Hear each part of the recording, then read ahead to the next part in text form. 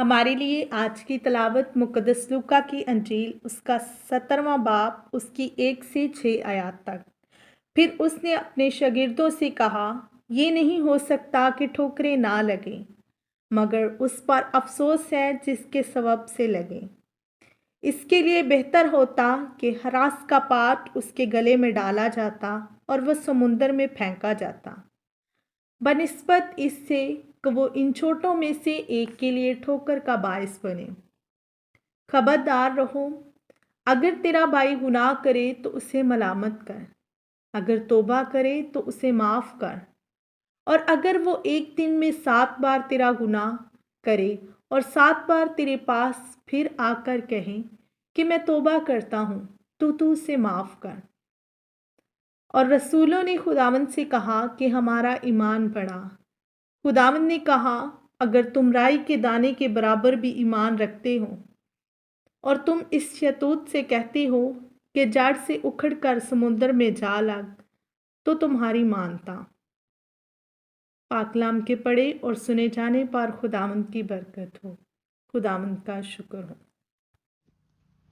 آج لتوریائی سال کے 32ویں ہفتے کا سوموار 7 نومبر۔ آج کی پہلی تلاوت میں مقدس پولوس رسول اپنے دوست، اپنے ساتھی تیموتاؤس کو خط لکھتے ہیں۔ یہ تیموتاؤس وہی ہے جو مقدس پولوس رسول کے ساتھ مختلف کلیسیاؤں میں گیا اور پھر بعد میں بھی وہ پولوس کی ہدایت پر مختلف کلیسیاؤں میں جاتا تھا۔ اور آج کا جو خط لکھ رہا ہے مقدس پولوس رسول تیموتاؤس کو، وہ اسے بتانا چاہتا ہے کہ بہت ساری بدعتیں پھیل رہی ہیں اور بہت سارے کچھ ایسے لوگ ہیں جو غلط تعلیمات پھیلا رہے ہیں کلیسیاؤں میں، اس لیے تو ان کا خیال رکھ، اور جہاں جہاں تو دیکھے کہ وہاں پر بدعت پھیلائی جا رہی ہے یا غلط تعلیم دی جا رہی ہے، اس کی تصحیح کر۔ تو تیموتاؤس اسی طرح سے مقدس پولوس رسول کے دھیان دلوانے کے بعد وہ جا کر پتہ کرے گا اور دیکھے گا کہ جہاں جہاں غلط تعلیم دی جا رہی ہے اس کی تصحیح کرے، اور جہاں پر سچی تعلیم ہے اسے اور زیادہ گہرا اور مضبوط کرے۔ آج کی انجیل مقدس میں مقدس لوکا اس کے 17ویں باب میں سے پہلی 4 آیات خداوند یسوع مسیح اسی بدعت کے بارے میں بات کر رہے ہیں کہ وہ لوگ جو غلط تعلیم دیتے ہیں اور گمراہ کرتے ہیں، ان کے گلے میں چکی کا پاٹ ڈال کے انہیں سمندر میں پھینک دینا چاہیے۔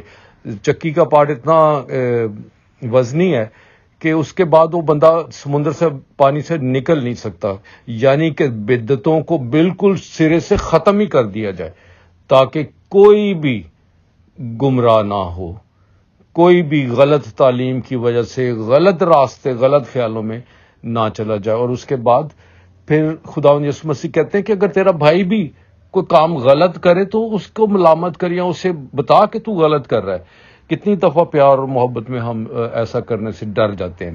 اچھا، پھر خداوند یسوع مسیح نے کہا کہ اگر تیرا بھائی تو تیرے خلاف کچھ کرے تو اس کو اور آ کر معافی مانگے۔ اگر وہ معافی مانگے اور 7 دفعہ بھی دن میں اگر وہ آ کے معافی مانگے تو اسے معاف ضرور کر۔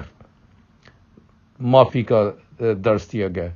تو میرے عزیز بھائی اور بہنوں، آج کی ان تلاوتوں سے ہمارے لیے اس موجودہ وقت میں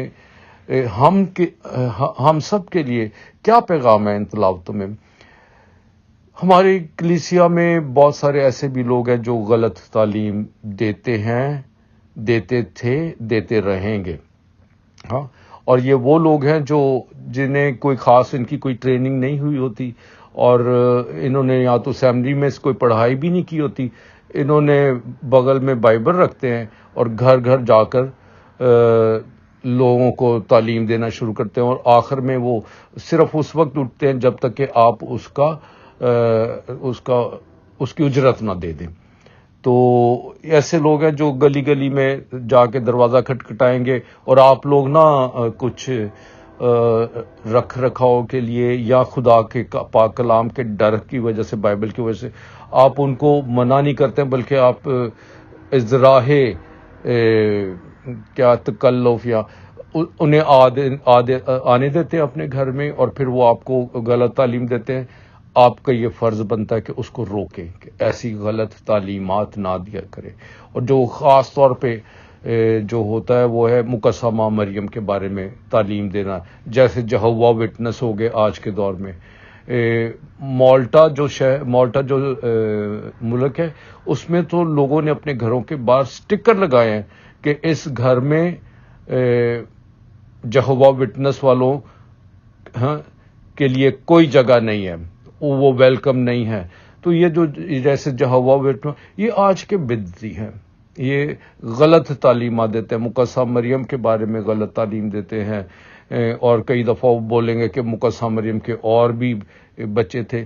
تو اس طرح کی یہ جو بدعتیں پھیلاتے ہیں، غلط تعلیمات دیتے ہیں، ایسے لوگوں کو اپنے گھر میں گھسنے نہ دیں. اور بلکہ ان سے بحث کرنے کی ضرورت نہیں ہے، کیونکہ وہ کسی بھی بدعتی کے ساتھ بحث کرنے کی ہمیں ضرورت نہیں ہے.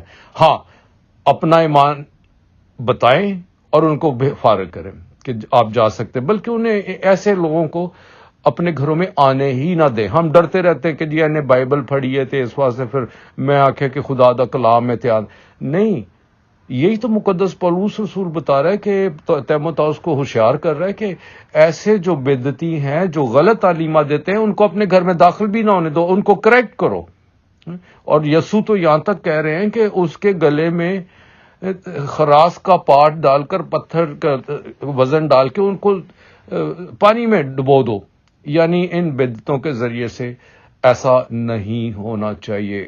لوگوں کو، اپنے لوگوں کے، معصوم لوگوں کے ایمان کو گہرا مضبوط کرنا چاہیے، نہ کہ ان کو گمراہ کرنا چاہیے، معاف کرنا چاہیے. اب میں تو دیکھتا ہوں کہ آج کل کے معاشرے میں بد اخلاقی یہاں تک بڑھ گئی ہے کہ لوگ کہتے ہیں کہ اگر کھاتا ہے تو لگاتا بھی تو ہے. اگر کسی بھی معاشرے کی اخلاقی حالت یہاں تک آ جائے کہ اگر کھاتا ہے تو لگاتا بھی تو ہے، او مائی گاڈ، پھر وہ معاشرہ کس طریقے سے صاف کیا جائے گا؟ اس میں اخلاقیات اتنی گر سکتی ہے کہ بدی کو، برائی کو مان لیا جائے کہ ہاں چلو جی ٹھیک ہے، کھانا اچھا ہے. یا جھوٹ بولنا، اس سے فائدہ ہوتا ہے. میں اکثر دفعہ کہتا ہوں کہ چوری ہو جڑی پھڑی جائے، جڑی پھڑی نہ جائے وہ فائدہ ہے. تے جدوں تو پھڑی جاوے تے تسی کہندے ہو سوری، تو سوری تسی اس لیے نہیں کہندے کہ اپنا میں غلط کیتا ہے، سوری تسی ہے کہ اس لیے کہندے ہو کہ پھڑیا گیا ہاں.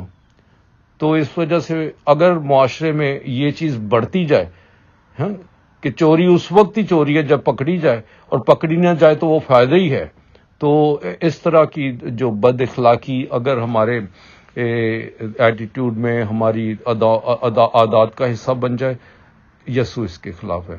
پولس رسول بھی منع کر رہا ہے اور بتا رہا ہے کہ بدعتیں پھیلانے والوں کو یا غلط تعلیم دینے والوں کا محاصرہ کیا جائے، معاف کرنا. ہمیں بھی کسی سے معافی مانگنی ہے اور کسی کو ہم سے بھی معافی مانگنی ہے. تو معافی کا جو عمل ہے یہ ایک الہی پریکٹس ہے، الہی عمل ہے. اس لیے میرے عزیز بھائی اور بہنوں، اگر ہمارا بھائی، بہن، رشتہ دار کوئی کچھ غلط کرتا ہے، اسے معاف کریں. اور ہمیں اپنے آپ میں بھی یہ حوصلہ ہونا چاہیے کہ اگر میں نے کچھ غلط کیا ہے تو میں بھی بڑا دل کروں، اور جس کے خلاف میں نے کوئی غلطی کی ہے، خطا کی ہے، گناہ کیا ہے، میں اس سے بھی معافی مانگوں.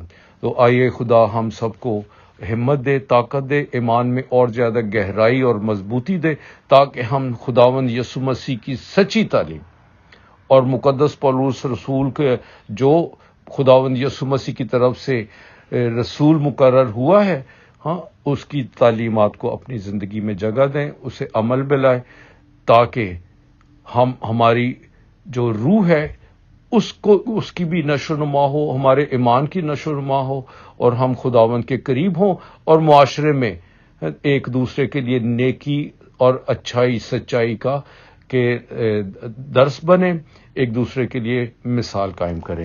خداوند آپ کو اور مجھے ایسا ہی کرنے کی طاقت عطا فرمائے. آمین.